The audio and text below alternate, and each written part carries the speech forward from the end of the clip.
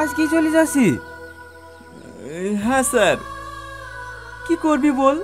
এই সাহেবনগরে সবাই জানে তোর কোনো দোষ নাই, কিন্তু প্রধানের সামনে কেউ মুখ খুলবে না। আজ তুই দোষ না করেও দোষী। কোথায় যাবি কিছু ভাবলি? না স্যার, জানিনি কোথায় যাব। আমাদের পড়াশোনা খারাপ হইলে না স্যার। কাঁদিস না, সব হবে। এই নে ধর, এটা তো ট্রান্সফার সার্টিফিকেট। নবগ্রামে আমার মামার বাড়ি, তুই আমার মামার বাড়ি যা। কিন্তু স্যার। কোনো কিন্তু না, আমি ফোন করেছিলাম, সব কথা হয়ে গেছে।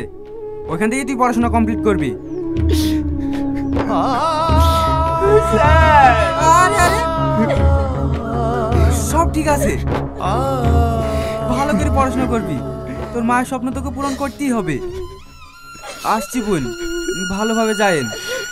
আপনি আমাদের যে উপকার করলেন, এই ঋণ আমরা জীবনেও শোধ করতে পারবো না। আরে আরে কাঁদেন না বোন, টনি পড়াশোনা সত্যি খুব ভালো।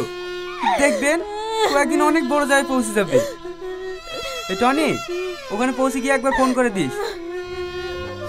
আসছি।